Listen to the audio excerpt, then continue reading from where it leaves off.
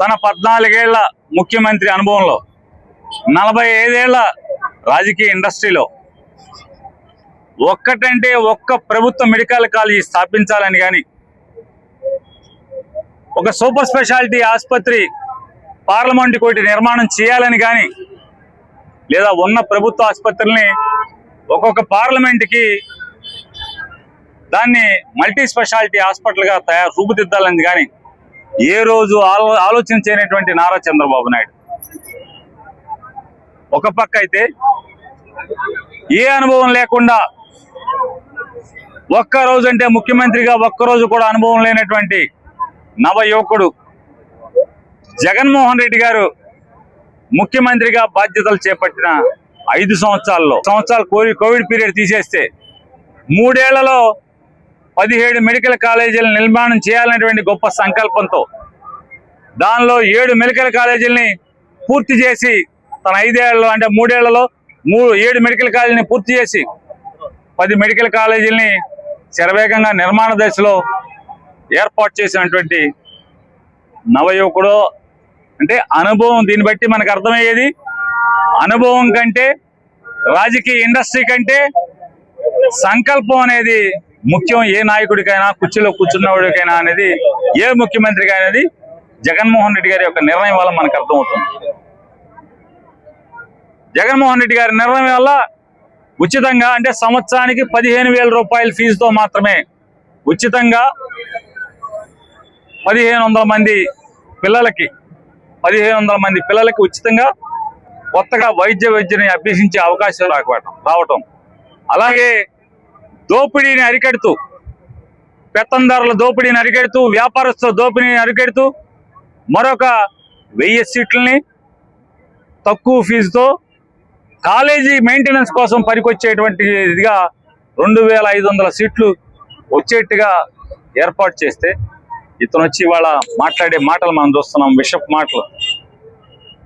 ప్రభుత్వం medical college నడపాల్సిన అవసరం ఏంటి, ప్రభుత్వ ఆసుపత్రులు నడపాల్సిన అవసరం ఏంటి అని చెప్పని 10 మెడికల్ కాలేజీలని ముందస్తుగా 66 ఏళ్ల పాటు, చూడండి, 2 ఏళ్ళు 3 ఏళ్ళు 4 ఏళ్ళు 5 ఏళ్ళు కాదు, 66 ఏళ్ల పాటు ప్రభుత్వ మెడికల్ కాలేజీలని, ప్రభుత్వ ఆసుపత్రుల్ని రెండింటినీ కూడా ప్రైవేటు వ్యక్తులకి, అంటే తన బ్రోకర్లకి, తన అండదండలుగా ఉండి గెలిపించడానికి డబ్బులు దారం చేసినటువంటి వ్యాపారస్తులకి, తన పార్ట్నర్లకి ఈ 10 మెడికల్ కాలేజీలని అప్పనంగా అప్పచెప్పటమే కాకుండా, అంటే 66 ఏళ్ళు ఆసుపత్రితో సహా, అంటే గవర్నమెంట్ హాస్పిటల్ ప్రైవేట్కి ఇచ్చేస్తాడంట 66 ఏళ్ళు, మెడికల్ కాలేజీ కూడా 66 ఏళ్ళు హాస్పిటల్కి ఇచ్చేస్తాడంట.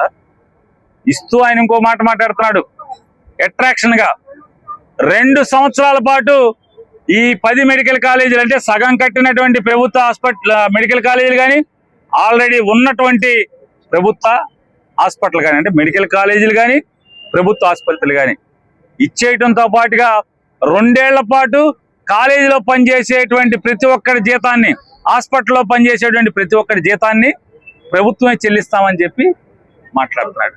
అంటే ఎంత దోపిడీ చూడండి. 66 ఏళ్ళు హాస్పిటల్ ఇచ్చేస్తాడు, 66 ఏళ్ళు కాలేజీలు ఇచ్చేస్తాడంట, 2 ఏళ్ల పాటు హాస్పిటల్లో మెడికల్ కాలేజీలో ఉన్న వాళ్ళకి జీతాలు ఇస్తాడు. ఇంతకన్నా దోపిడీ విధానం ఇంకేమని చెప్పండి. ఏంటయ్యా అంటే, ప్రభుత్వానికి ఏంటయ్యా అంటే ఎకరానికి రూపాయి లీజ్ అంట, సంవత్సరానికి ఎకరానికి రూపాయి లీజుతో ఈ హాస్పిటల్ని, మెడికల్ కాలేజీలని దారాదత్తం చేసేటువంటి కార్యక్రమాన్ని కనీసం నువ్వు కొత్తగా పెట్టలేకపోయావు, కానీ ఈ మెడికల్ కాలేజీలని తయారు చేసి అప్పచెప్పుంటే వాళ్ళ రాష్ట్ర ప్రజలకి, సామాన్యులకి వైద్యపరంగా, విద్యపరంగా ఎంత హాయిగా, అంటే ఎంత సౌకర్యంగా ఉండేది. ఎంతమంది సామాన్యుల్లో డాక్టర్లుగా తయారయ్యేవాళ్ళు. అది మానేసి ఎన్నికల ముందేమో జగన్మోహన్ రెడ్డి గారు దాంట్లో 60 సీట్లు 12 లక్షలకి, 20 లక్షలకు కొన్ని సీట్లు ఇస్తున్నాడు, నేను వచ్చి అవి మొత్తం రద్దు చేస్తున్నాడు. జగన్ ఎందుకు ఇచ్చాడు? ఆ కాలేజీకి ప్రతి సంవత్సరం అయ్యేటువంటి మెయింటెనెన్స్ మొత్తం ప్రభుత్వానికి బాధ్యత లేకుండా, ప్రభుత్వం మీద భారం కాకుండా సెల్ఫ్ సస్టైన్ అవటానికి ఆ కాలేజీని ఆ రకంగా ఆయన చేస్తే ఆ జీవోని రద్దు చేస్తా అన్నటువంటి నారా లోకేష్ నాయుడు ఇవాళ ఏం చిలక పలుకులు పడుగుతున్నాడు. విద్యార్థులు ఇంటి మీదకి వెళ్ళి గొడవ చేస్తే ఆపేది లేదయ్యా, ఎవడొచ్చినా మేము ఆపేది లేదన్నాడు. ఎందుకు ఈ మదం అని అడుగుతున్నా. అధికార మదమా? ఎక్కడి నుంచి వచ్చింది నీకు ఈ మదం?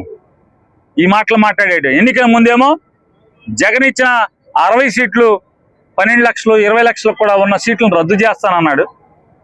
ఇతను వచ్చి ఏం చెప్తాడు? మొత్తం 150 సీట్లు అమ్మకానికి అని చెప్తున్నాడు.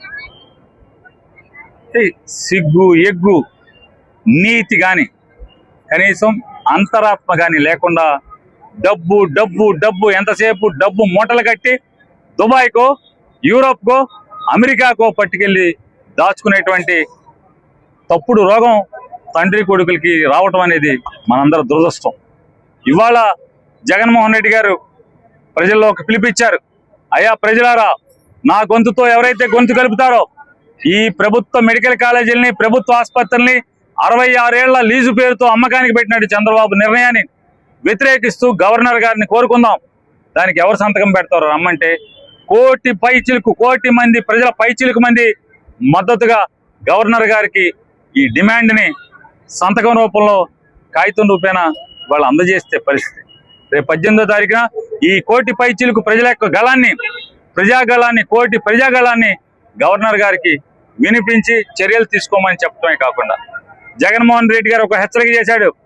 అదే మీరు చంద్రబాబు చుట్టాలు ఎవరైనా సరే, అది గీతం మెడికల్ కాలేజా, ఇంకో మెడికల్ కాలేజా, చంద్రబాబు చుట్టాలు ఎవరైనా సరే చంద్రబాబు మాటలు నమ్మి గవర్నమెంట్ మెడికల్ కాలేజీలను అప్పనంగా ఎత్తేటానికి వస్తే గనక రాబోయే 2.5 సంవత్సరాల్లో మా ప్రభుత్వం, జగన్ ప్రభుత్వం, ప్రజా ప్రభుత్వం ఖచ్చితంగా మీ కాలేజీలని ఓడలాక్కుని మిమ్మల్ని తరిమి కొట్టి అవన్నీ కూడా ప్రజలకి ఆస్తిగా అంకితం చేయడం అనేది నేను గొప్ప సంకల్పాన్ని చేపడుతున్నా, శపథం చేస్తున్నానని చెప్పాడు. హెచ్చరిక చేస్తున్నాం. ఎవడైనా చంద్రబాబు చుట్టాలు ఎవరైనా సరే ఈ ప్రభుత్వ మెడికల్ కాలేజీలని కబలిద్దామని కనుక ముందుకు వస్తే ఖచ్చితంగా మీరు అనుభవించేటువంటి ఫలితాన్ని అనుభవించే రోజు రాబోయే 2.5 సంవత్సరాలు ఉంటుందని కూడా హెచ్చరిక చేస్తూ చంద్రబాబుని డిమాండ్ చేస్తున్నాం. ఇప్పటికే సంపద సృష్టిస్తానని చెప్పి సంపద సృష్టించకపోగా 2,66,000 కోట్ల రూపాయలు అప్పు సృష్టించిన చంద్రబాబు దాంట్లో 5,000 కోట్ల రూపాయలు ఖర్చు పెడితే 10 మెడికల్ కాలేజీలు పూర్తయి ప్రజల ఆస్తులుగా వస్తాయి. 17 పార్లమెంట్లో వాళ్ళ ప్రజలకి మల్టీ స్పెషాలిటీ హాస్పిటల్ ఉచితంగా వైద్యం దొరికేదాన్ని ఇవాళ నువ్వు నాశనం చేస్తున్నావు అనే దాన్ని హెచ్చరిక చేస్తూ రేపు 18వ తారీఖున జగన్మోహన్ రెడ్డి గారు గవర్నర్కి ఇచ్చేటువంటి ప్రజా గళాన్ని తీసుకెళ్లే దాంట్లో ప్రజలందరూ మమేకమై బలపరచమని, దాంట్లో పాల్గొనమని, జయప్రదం చేయమని చెప్పని కోరుతున్నాం.